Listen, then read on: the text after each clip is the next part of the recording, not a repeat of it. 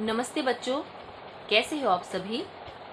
बच्चों, आज की इस वीडियो में हम आपकी कक्षा तीसरी की पाठ्य पुस्तक जो कि परिवेश अध्ययन की पाठ्य पुस्तक है, जिसका नाम है झरोखा, उसमें पाठ 3 जिसका नाम है मिलकर करें काम, पाठ 3 मिलकर करें काम पढ़ेंगे। बच्चों, जैसा कि हमें पाठ के शीर्षक से ही पता चलता है, पाठ के नाम से पता चलता है कि इस पाठ में हम मिलजुल कर काम करने के बारे में पढ़ेंगे। बच्चों, एक तो आप अकेले काम करो और एक आप सब मिलजुल कर काम करो, तो मिलकर काम करने में कितना मजा आता है।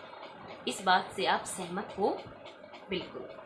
तो चलिए बच्चों, शुरू करते हैं हमारा पाठ मिलकर करें काम। तुकबंदी का खेल।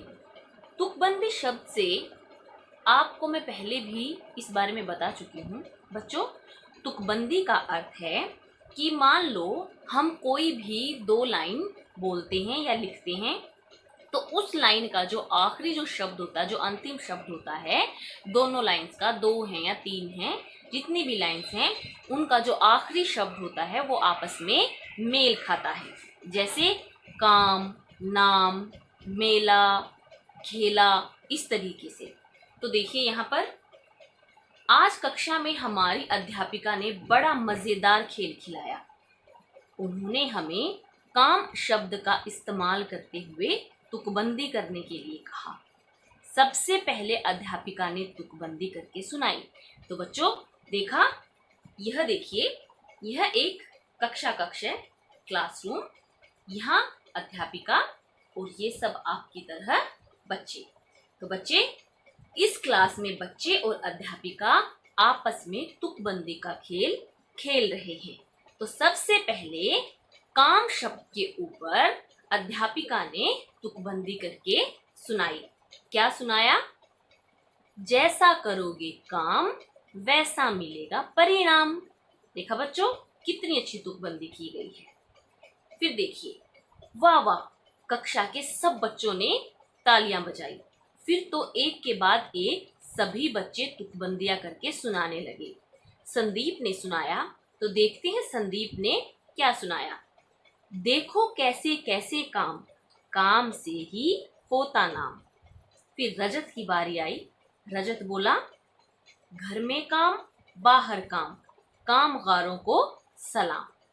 बहुत अच्छी तुकबंदी की रजत ने।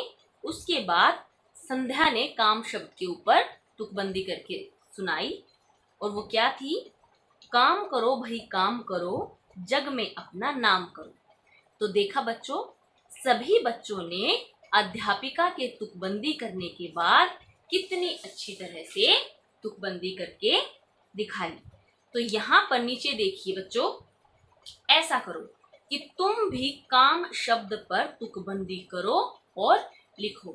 बच्चों, जिस तरीके से कक्षा में सभी बच्चों ने, रजत ने, संध्या ने, संदीप ने काम शब्द के ऊपर तुकबंदी करके दिखाई, ऐसे ही आप बच्चों को भी काम शब्द के ऊपर ऐसे ही 2 पंक्तियां, 2 लाइनें तुकबंदी करके यहाँ पर लिखनी है। देखते हैं सबसे अच्छी तुकबंदी कौन करता है। आगे चलते हैं बच्चे अगले पेज की तरफ। यहाँ देखिए, तैयारी स्कूल जाने की। अध्यापिका ने कहा, अब तुकबंदी करना बंद करते हैं। अच्छा बताओ, तुम में से कौन कौन स्कूल आने के लिए अपने आप तैयार हो जाता है? तो बच्चों, अब तुकबंदी के समाप्त होने के बाद अध्यापिका बच्चों से उनके घर के बारे में कुछ बातें आपस में साझा करती है। वो बच्चों से पूछती है कि तुम में से कौन कौन स्कूल आने के लिए अपने आप तैयार हो जाता है और किस किस को मम्मी पापा तैयार करते हैं। यही सवाल मैं आप लोगों से भी पूछूंगी कि तुम में से ऐसे कितने बच्चे हैं जो सुबह स्कूल आने के लिए खुद तैयार होते हैं, उन्हें अपने माता पिता की मदद की जरूरत नहीं पड़ती, और कितने ऐसे बच्चे हैं जो अपने मम्मी पापा की मदद से स्कूल के लिए तैयार होते हैं। सभी बच्चे मुझे बताएंगे। इसके बाद देखिए कक्ष में क्या हुआ। नेहा बोली, मैं अपने आप तैयार होती हूँ। बस्ता तैयार करना, कपड़े पहनना, जूते पहनना सब खुद ही करती हूँ। फिर आरती ने कहा, मैं भी तैयार तो अपने आप होती हूँ, लेकिन मेरे बालों की चोटी मेरी माँ बनाती है। तो बच्चों, यह पढ़कर तुमने क्या अंदाजा लगाया? सोचिए। बिल्कुल, यह पढ़कर हमें पता चलता है कि ऐसे बहुत से काम होते हैं जिन्हें हम खुद करते हैं, और ऐसे बहुत से काम होते हैं जिन्हें करने के लिए हम परिवार में से किसी की मदद लेते हैं, सहायता लेते हैं। तो बच्चों, यहाँ देखिए तालिका, यहाँ पर आपको सोचना है और लिखना है।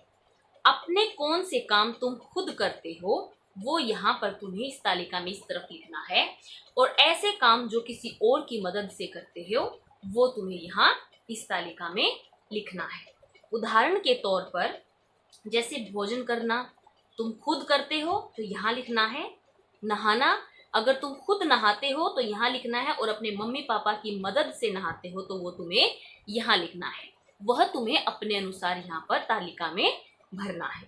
कपड़े पहनना, जूते पहनना अगर खुद करते हैं तो वो यहाँ लिखना है, और अगर किसी और की मदद से करते हैं तो यहाँ लिखना है। जैसे पढ़ाई करना, पढ़ाई करने में तुम अगर अपने माता पिता की मदद लेते हो, सहायता लेते हो तो तुम्हें यहाँ लिखना है। अकेले पढ़ते हो तो यहाँ लिखना है। ऐसे ही कंघी करना, खुद करते हो तो यहाँ लिखना है, और अगर इसमें किसी की मदद या सहायता लेते हो तो यहाँ लिखना है। ठीक है बच्चों। अब यहाँ देखिए, यहाँ पर देखिए कुछ घड़ी बनाई गई है, ये देखिए, और यहाँ पर घड़ी के नीचे कुछ काम लिखे हुए हैं। बच्चों, तुम्हें क्या करना है, जिस घड़ी के नीचे जो काम दिया गया है उस घड़ी में उस काम करने के समय को दिखाना है। तो चलिए इस मजेदार से काम को करते हैं। सबसे पहली घड़ी में देखिए सुबह उठने का समय। तो सभी बच्चे जितने बजे उठते हैं उन्हें यहाँ पर अपने उठने के समय को दिखाना है। उदाहरण के तौर पर मान लीजिए कि अगर आप सुबह 6 बजे उठते हो तो आप यहाँ पर इस तरीके से समय को दर्शाओगे।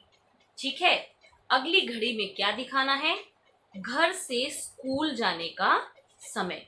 तो मान लो आप घर से स्कूल 8 बजे जाते हो, ठीक है, तो आप यहाँ पर इस तरीके से घड़ी में इस समय को दर्शाओगे।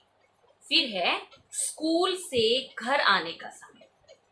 तो बच्चों, जितने बजे भी आप स्कूल से घर आते हो वह आप यहाँ भरोगे। उदाहरण के लिए मान लीजिए आप 2 बजे घर आते हो तो आप यहाँ पर 2 बजे का समय दिखाएंगे। फिर है आपका घर में पढ़ाई करने का समय। तो बच्चों, स्कूल से आने के बाद, खाना खाने के बाद, आराम करने के बाद जितने बजे भी आप पढ़ाई करने के लिए बैठते हो वह समय आपको यहाँ पर भरना है। जैसे मान लीजिए कि आप यहाँ पर 5 बजे पढ़ाई करने के लिए बैठते हैं तो आप यहाँ पर 5 बजे का समय भरेंगे। ठीक है। उसी तरह से खेलने जाने का समय। तो बच्चों, जितने बजे भी आप घर से खेलने के लिए निकलते हो, चाहे आप 6 बजे निकलते हो या आप 7 बजे निकलते हो या पढ़ाई से पहले करके 5 बजे निकलते हो, वही समय आपको यहाँ पर भरना है।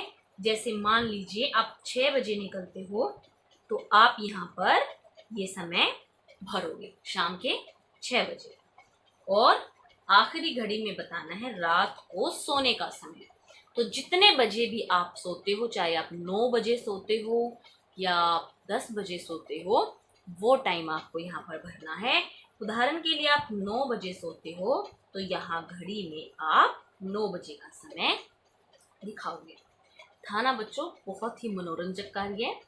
तो बच्चों, आज इस पाठ में हम इतना ही पढ़ेंगे। अगला पाठ हम अगली वीडियो में जारी रखेंगे। तब तक आप इसका अभ्यास कीजिए।